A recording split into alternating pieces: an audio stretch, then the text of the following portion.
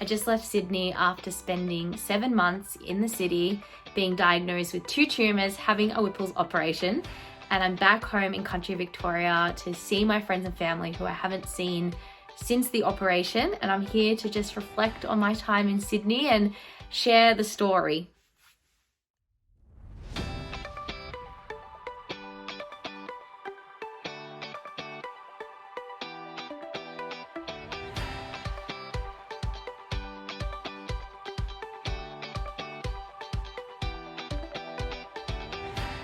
So in case this is the first time you're watching my videos, hello, welcome, hi. So I moved to Sydney 7 months ago to start my digital nomad journey. I never thought I would go to Sydney. I have always been a Melbourne girl. And when I got there, I was diagnosed with 2 tumours. I already knew I had one. They confirmed I had 2 and I needed a major operation. So I was meant to leave Sydney in April to go up to Queensland and to do this digital nomad journey and just travel around Australia until the border opens up and I can leave the country and go travel and work for myself. And I ended up spending 7 months there and having a major operation in March. So I just want to talk about the journey, what I learned in Sydney, and just share, I guess, the memories and the adventures and all of the things. So as I said, I've always been a Melbourne girl. I lived in Melbourne for 4 years. And I've always lived in Victoria, and I never thought I would go to Sydney. Every time I visited Sydney, I was like, I don't like Sydney. I will never move to Sydney. And I think that's what's interesting about this self-awareness journey is you never really truly know what you're going to love and what's going to happen when you do open yourself up to this self-awareness journey and become really aware and become open-minded. It's just really beautiful, the things that can come into your life. And yes, it was for me something quite traumatic at the time and really daunting, moving, let alone being diagnosed and having to do this major operation in a city that you weren't super familiar with. It goes to show that there's always learnings and lessons in everything you do. And that's why being super self-aware and allowing this awareness journey to come into your life, you actually get to be present and you get to understand that, even the bad times are just part of the journey. So I want to share how I actually got to Sydney. And it all started when I met Leanne on Instagram. So Leanne is now one of my beautiful friends, and we met on Instagram. She bought one of my courses because I am an entrepreneur and I was promoting a course to help other entrepreneurs with their marketing and their content. And we met and we really bonded. And after the 10-day course, we continued chatting, and then she hired me as her client. So she hired me, I did work for her, I wrote blogs for her, I helped her with her podcast. And then it was just this really random Saturday, and I think I was just feeling like a little bit over lockdown in Victoria. I was just like, I'm over it. And she said to me, after we became friends, we faced WhatsApp messaged every single day. And she's like, just move to Sydney. And I was just like, okay, sure. So I had a plan that once the borders had opened, I would move to Sydney. But the incredible thing about this story is, in the meantime, I met an Italian backpacker on Tinder and we became really good friends. And he was also going to Sydney on his journey. So we decided to road trip up together, which I think I've done a vlog on this, but he was doing farm work in the country town and we matched, we became friends. And we decided that, we would road trip together and head up to Sydney. So that was just quite a big journey and a big adventure. And it was one of those times in my life where everything was very spontaneous, very in the moment. And I knew I was going to go to Sydney for a little bit. And then I think my friends were going to drive my car up.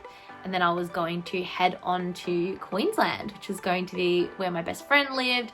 We were going to live together. And it was just going to be part of my entrepreneurial digital nomad journey.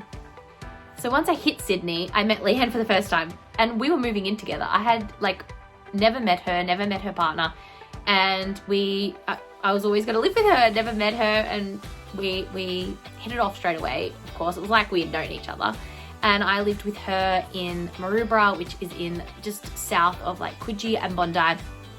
And that was part of the short term that I was going to be in Sydney for. And once I got there, I knew I had one tumour and I was getting referrals from doctors in Melbourne, and they got on a telehealth appointment with me and said, look, we'll just transfer everything to Sydney.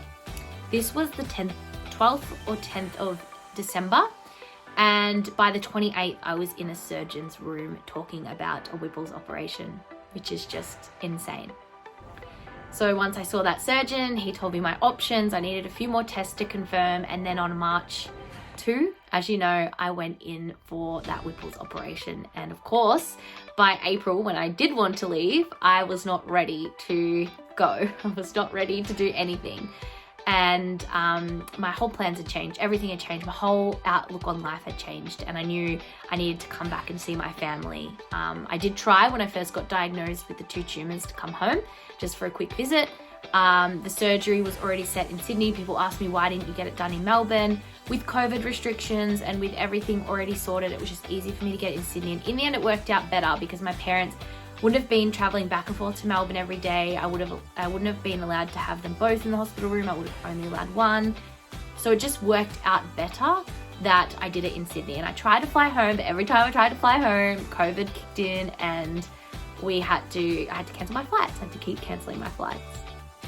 And then, of course, Leanne was pregnant. So I moved out of the house I was living in with her around May to stay in a Airbnb in Bondi just for 7 weeks, just before I was heading home after all my appointments were done, my checkups were done with my doctors. I was heading home to see everyone because I hadn't seen my big brother since the operation. I'd seen like 2 or 3 friends, but I hadn't seen anyone. So I was like, okay, I'm gonna head home. So I made that plan, spent part of May and all of June in Bondi. And then on the Friday, a week before I was scheduled to leave to drive home, they called a lockdown. And that lockdown got pretty serious pretty quickly. And I made that call to come home. So I drove to Victoria in one day on my own. I have never done that before. I did a mad rush once with a friend from Sydney to Melbourne when the bushfires in January were happening, and we didn't want to stay in Sydney much longer because the state of emergency had been called. And I made that choice to drive the whole 11 hours on my own. I hadn't driven any further than 3 hours since my operation, and even that was really tiring. But I stacked my car with food, packed up, and I drove home. But because I was in a red zone, I had to self-isolate for 14 days. So I applied for my permit on the Victorian website, and I quarantined at my brother's house, and he moved out so I could live there. So I spent the last 14 days self-isolation, and I loved it to begin with. I absolutely loved it. I had so much to do. I was going to do all this work, and by about day 10, I was over it. I was really feeling it. I really wanted to get out, and I just felt that I was really feeling isolated at this time. I sat here in November last year and did a video on how I was diagnosed with one benign tumour, and I filmed this today after just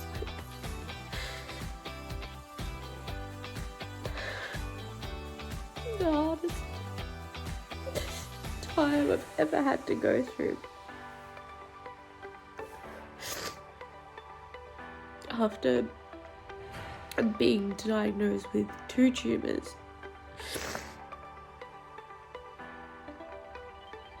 and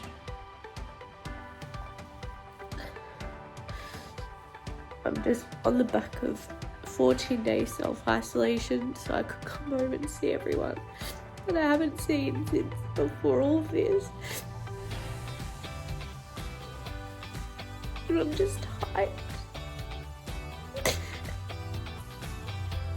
I'm so tired. I've always just like, oh, it'll be fine. Like, I feel strong at the time, and then I just like, be strong, be strong, be strong. But I just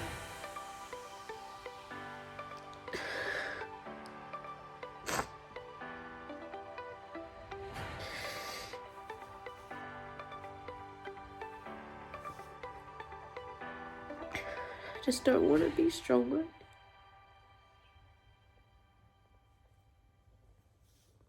I don't want to do it. And it's like, just one thing, like, set me off completely. One extra day of isolation than I thought. Or like 12 hours or something. And I'm just...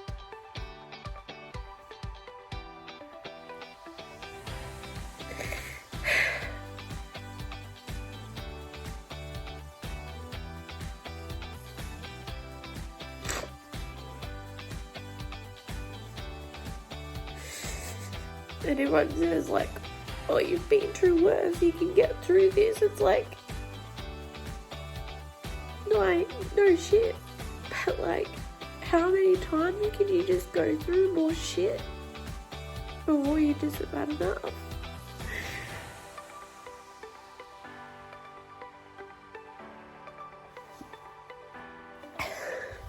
What?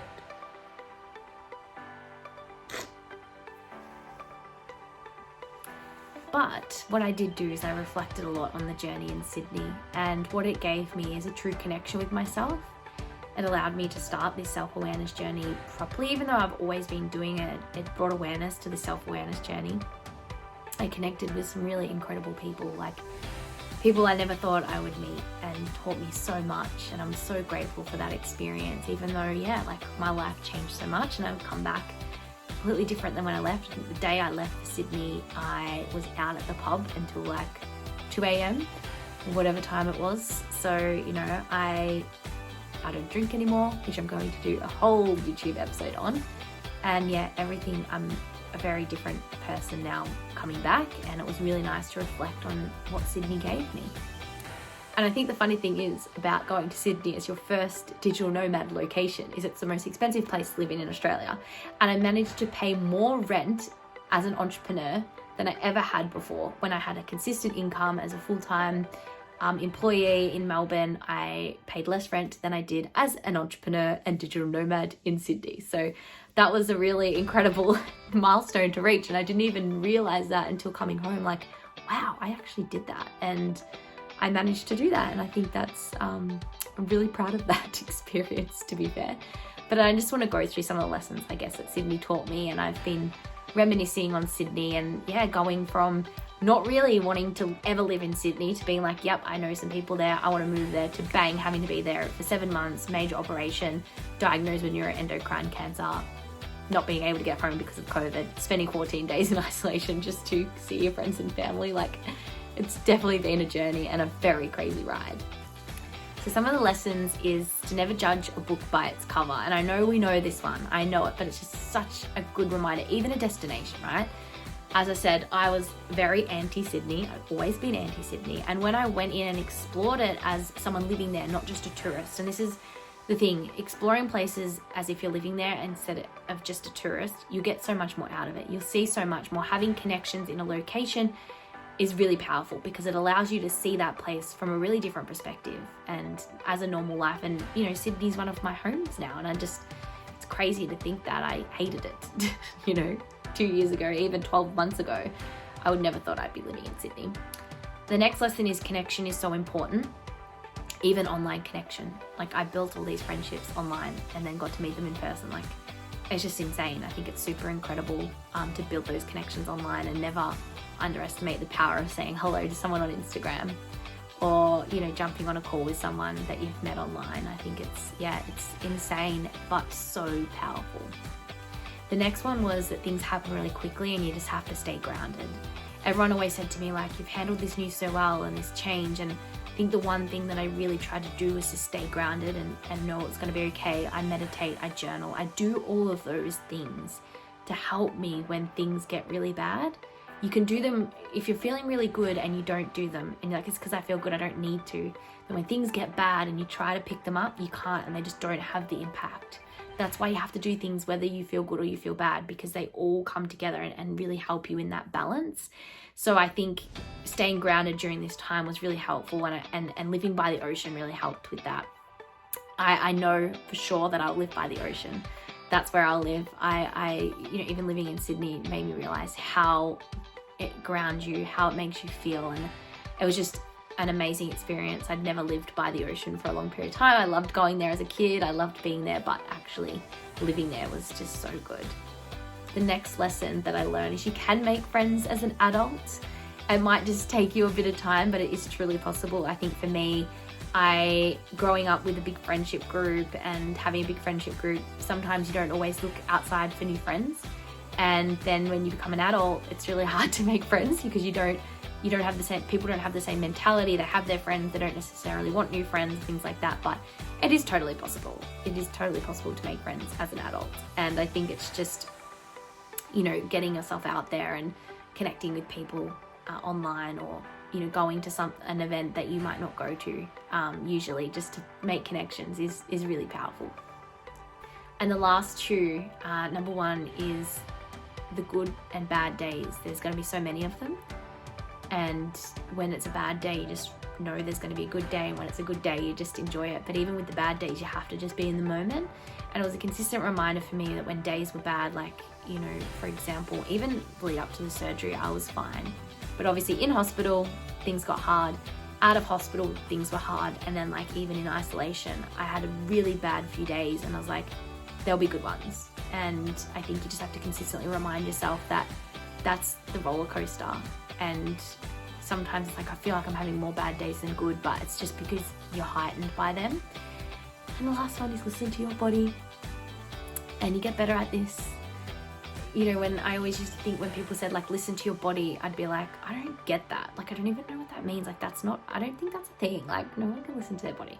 But I started journaling. And then when you just like start writing, and then things come up and you don't ignore them, and you actually like get them out, write them, say them, whatever it is, it's actually your body trying to tell you things, and you get better at it. And I know there's still lots for me to do, and this is this self-awareness journey. It's like you get better at it every time you do it. So there were things Sydney taught me, and it's crazy that a destination can teach you that, right? So like, that's what this journey is all about, is just doing things that deep down are going to help you. Like, I knew there was just something in Sydney I needed to go for. And although maybe it wasn't exactly what I was looking for, it definitely has helped me, and it's brought to life these videos and this self-awareness journey. So continue to follow for more journeys. I really want to talk about my quitting alcohol, even just being home. Things have changed a lot, and it's really good to reflect, I think. So make sure you do some reflection, and then check out my other videos, and I'll talk to you soon. Bye.